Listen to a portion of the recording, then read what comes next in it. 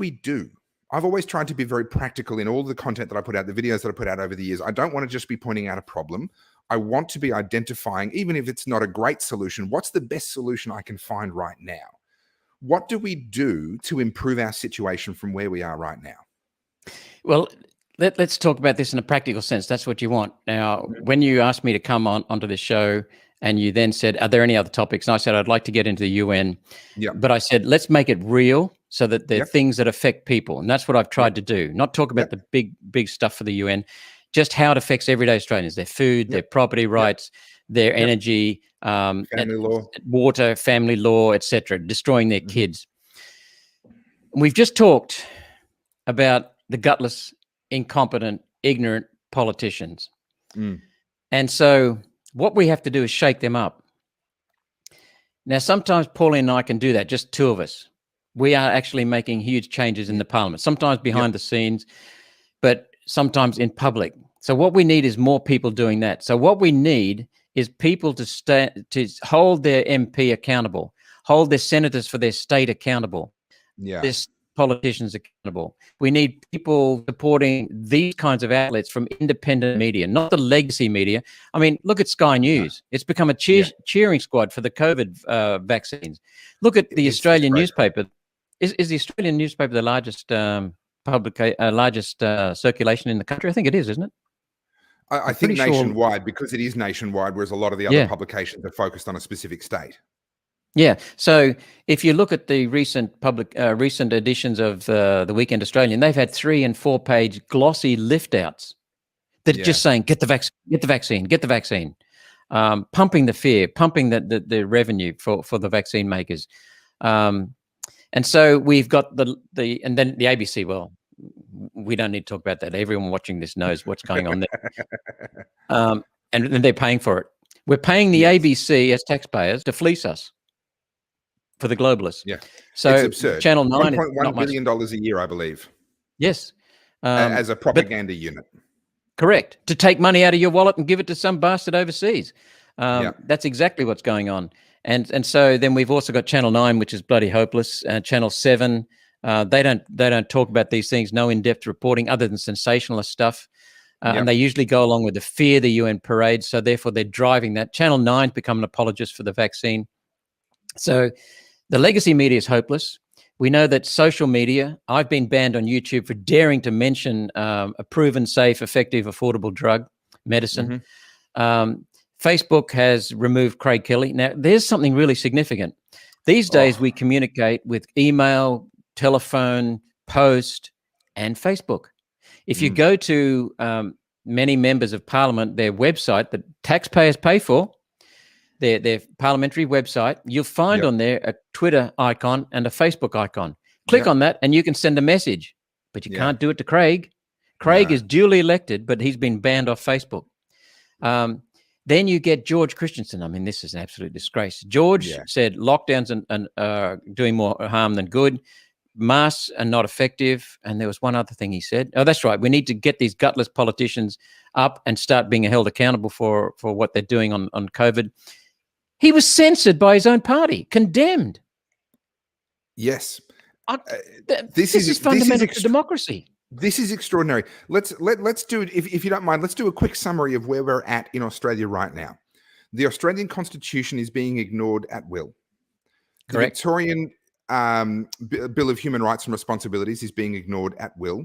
And now even judges in Victoria are agreeing that you have no rights at all if there's a health order of some sort that applies. They just reflexively side with that. We do not have a functioning judicial system anymore because they're just reflexively siding with the government, at least in Victoria. We do not have a functioning parliament. In Victoria, Parliament was just shut down for fear of a COVID transmission that might happen inside Parliament House. And so down here, we have some fantastic members of I always get the houses mixed up in Victoria, but the House of Review, the Senate, but we don't call it that here. Is that the Legislative Assembly or? There's a Legislative Council and the Legislative Assembly, and every time I think I've got it right, I've got it wrong. So I'm not even going to try. But David Limbrick and Tim Quilty, and there are some other good ones as well, but I would particularly call out those two as just doing outstanding work in Victorian state politics. where they had questions that they wanted to ask the government and they wanted to hold the government accountable. They got less than 30 seconds. Tim Quilty was speaking. They interrupted him. They shut him down, and they shut down the entire parliament. And the whole sitting of parliament was suspended. Everyone was sent home. We don't have a functioning parliament. Essentially, where we're at now is we have in Victoria, and I won't speak federally because I don't know it as well, but in Victoria, we have a premier and a handful of hand-picked people chosen by the premier who are now functioning as a dictatorship over the state. There is no judicial review. There is no legislative review. There is literally nothing but their opinion this week, which changes all the time. You know, what they think needs to be done changes all the time. With strong connections to the Communist Party of China. Yes. In Victoria, especially. Belt and Road. Yeah. In Victoria, especially, very strong connections to the Communist Party in China. So you have to ask yourself the question. Number one, this continues for as long as they want it to. Those very same people that now have all of the power are the ones deciding when their power gets handed back. And number two, there is no mechanism for actually for stopping this. If the judges have stopped doing their jobs, there is no longer a mechanism, a peaceful mechanism for actually stopping this. We are now entering extremely dangerous territory as a country, and we've gotten there incredibly quickly. I can understand why people are bewildered and people think it's just a conspiracy theory and you're overreacting, because it's hard to believe how quickly we got from where we were in 2019 to where we are now. Do you believe, and you know, I can probably guess your answer, and some people would say you've got a vested interest in your answer, but I'm going to ask it anyway. Do you believe that there is still an electoral pathway to fixing this problem? Does voting actually matter anymore? I agree with you that the Labor and Liberal Party are basically two different factions within the same party. It would be better if we just rolled them together into one party and they have their little factional battles internally, right? That would be a more honest way to actually approach who they are in reality, right? They are two different arms of it's the Chinese Communist Party left wing and not so left wing. That's what we have. Is there an electoral pathway out of this? Yes, there is. And there is hope. The negative side, or the frustrating, or the disappointing, what's the word? The worrying side is that I can be standing up at how to vote booths, handing out how to vote cards, right? That does make a big difference. It potentially, it depends on where you are. But the fact that it makes a big difference tells you voters are not informed when they go in there.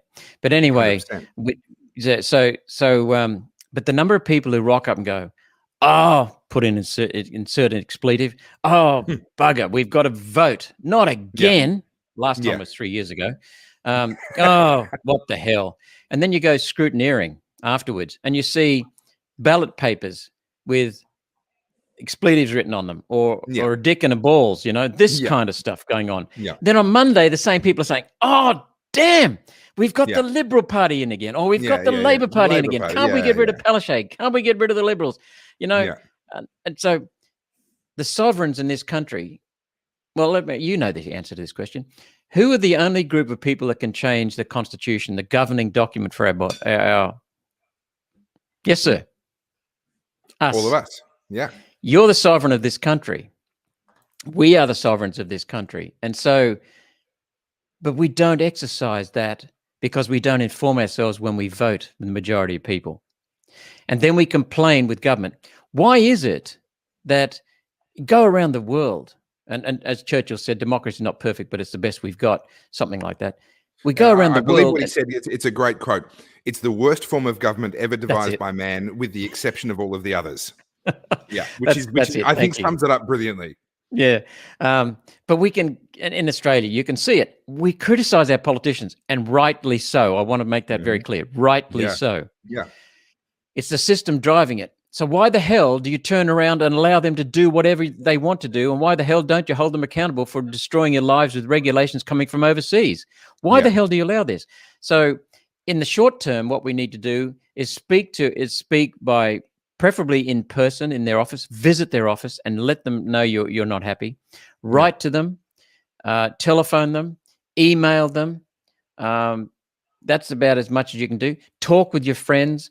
Make sure that other people know, because I can remember Joe Bjelke-Petersen. I thought he was bloody good. in Queensland, and I was working every 6 months. I'd deliberately change my job to go around and get experience around the country. And I was in 3 different areas in New South Wales, and I'd go home to Queensland for a couple of weeks between jobs and come back down and work for the next 6 months. Yep. And I'd come into New South Wales, and we'd be out with the mates or having a party or whatever, and people would get stuck into me for being a Queenslander supporting Joe, you know. and I'd stick up for him, and then the rest of the night, people would come up and say, "Wish we had him down here," you know. Yeah. And so, if they just stood up and spoke up, then people would start to realize people value what Joe did. He balanced budgets, he cut taxes, he built infrastructure, he got things moving properly. He got the country developed. The Bowen Basin took off.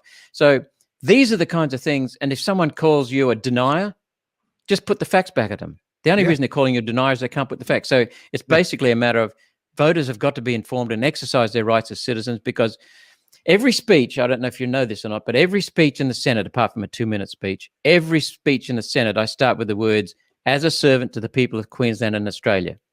That's to remind me.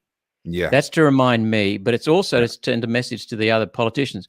When I first did that in the Parliament back in 2016, I was laughed at. Yeah, wow. Now they understand it and they don't criticize me for it. And some people recognize what's going on. So we've got to change the politicians from being dictators to being servants. There's nothing wrong with being a servant. It's not servile. It's actually service. And so we have got to get that back. And the only way you can get that back is by having the masters of the joint tell the bloody servants what they want and hold them accountable. Ultimately, you can kick them out. And that's what needs to happen. Yeah. And there is another bit of hope. There is another bit of hope too. Excuse me for cutting in. Someone, I think it might have been John Howard, said a few years ago, a few decades ago, 45% of the people voted Labor, 45% voted Liberal National. 10% swung. Sometime later, it was 40-40, 20% swung. Yeah, wow. Now it's getting around 35-35. Wow. 30% of swinging. In Queensland, at the last federal election, the Labor Party in the Senate got 26% of the vote, 1/4. If we get the last federal election, the One Nation Party came from nowhere and almost won the seat of Hunter. If preferences had been slightly different, we would have had a One Nation member in the lower house. That is happening with minor parties. So we need to get to the point where we have the Liberal and Labor combined with only 49%.